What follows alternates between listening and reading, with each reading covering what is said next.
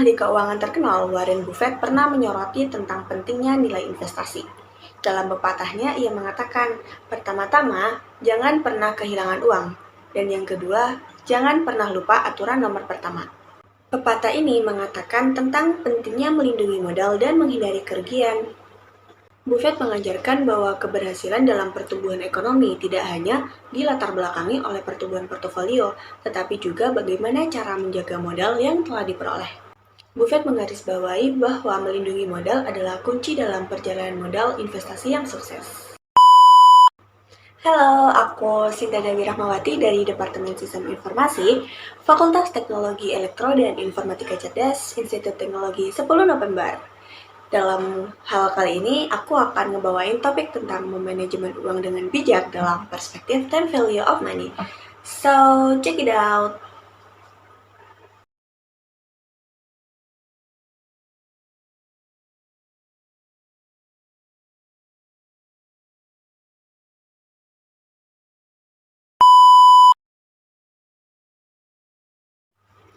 Pertama-tama, mari kita bicara tentang inflasi. Inflasi adalah pertumbuhan barang atau jasa seiring dengan berjalannya waktu. Tapi, ini bukan sekedar statistik ekonomi aja. Lebih dari itu, inflasi berdampak besar terhadap pertumbuhan uang kalian.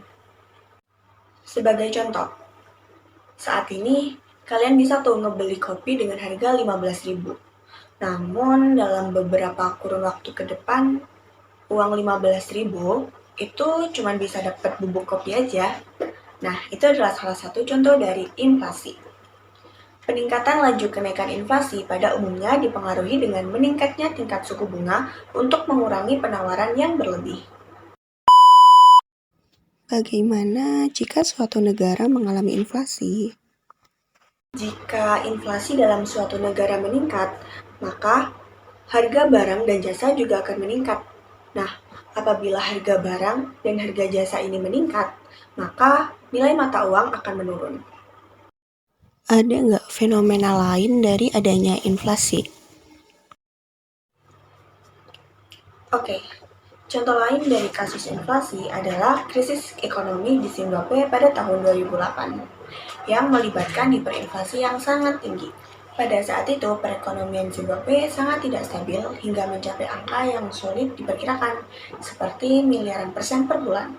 Situasi ini disebabkan karena pencetakan uang yang berlebih, kebijakan pemerintah yang tidak stabil, hingga krisis pertanian yang menyebabkan adanya krisis ketahanan pangan. Pada krisis tersebut, harga barang dan jasa melonjak secara drastis. Orang-orang kehilangan tabungan mereka dalam hitungan hari, dan mata uang Zimbabwe menurun drastis. Keadaan ini juga berdampak sangat signifikan pada beberapa negara lain. Lalu, bagaimana cara mengelola uang dengan bijak? Jadi, cara untuk mengelola uang dengan bijak di tengah inflasi adalah yang pertama, pertimbangkanlah untuk berinvestasi. Investasi dapat membantu uang kalian untuk tumbuh lebih cepat, bahkan melebihi angka inflasi itu sendiri. Pilihlah investasi yang sesuai dengan keuangan dan tingkat risiko. Yang kedua, perhatikan investasi yang menghasilkan pendapatan yang pasif, seperti properti atau investasi dengan pembayaran dividen. Pembayaran dividen adalah suatu pembagian hasil keuntungan suatu perusahaan kepada pemegang sahamnya. Umumnya, perusahaan ini membagi tingkat keuntungan dalam bentuk tunai. Meskipun dalam beberapa kasus, juga mereka membagikan dalam bentuk properti atau bentuk pembagian keuntungan lainnya. Ini bisa membantu cara kalian untuk melakukan investasi sembari dengan meningkatkan tingkat perekonomian kalian. Oh iya, inflasi juga berhubungan dengan time value of money. Time value of money? Apa itu? Time value of money adalah suatu konsep yang menyatakan bahwa nilai uang pada saat ini itu lebih berharga daripada nilai uang pada di masa yang akan datang. Dengan kata lain, sejumlah uang yang dimiliki saat ini itu memiliki nilai yang lebih tinggi dibandingkan dengan sejumlah uang dengan nominal yang sama pada beberapa tahun ke depan. So, kenapa bisa gitu? Because uang bisa diinvestasikan untuk mendapatkan pengembalian. Contoh, jika kalian memiliki uang 100.000, dan melakukan investasi dengan tingkat bunga sebesar 5%, maka dalam 1 tahun ke depan, uang kalian akan lebih dari 105.000. So, that's why investment is important.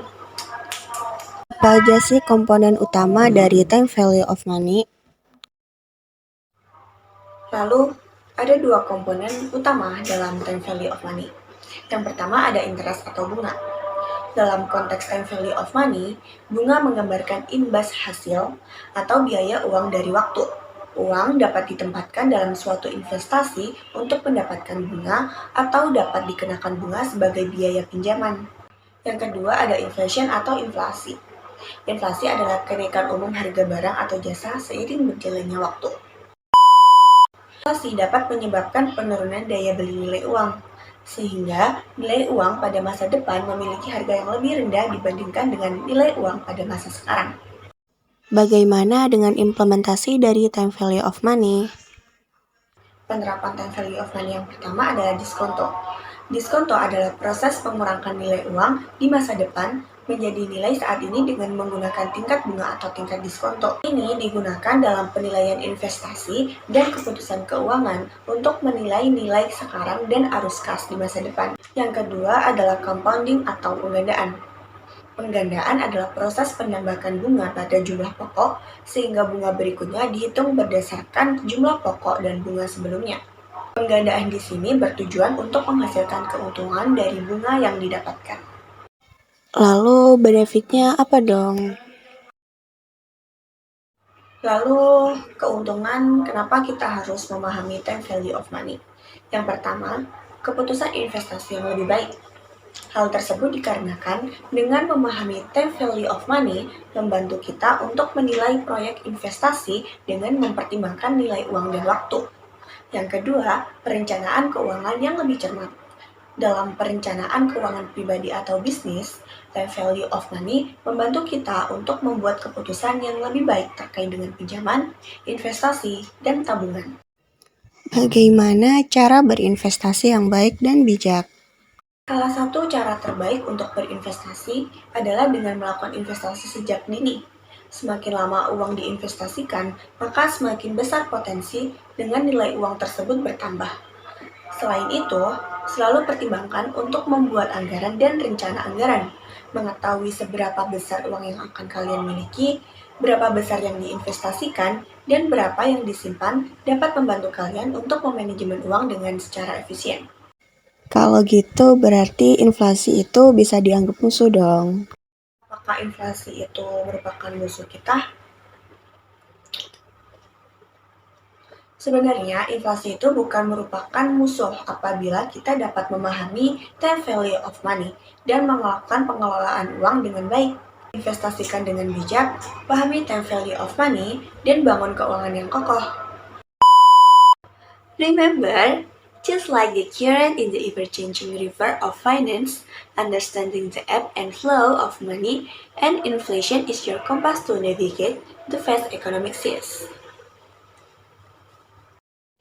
So, sekian dari aku untuk pengelolaan uang dengan bijak dalam perspektif time value of money.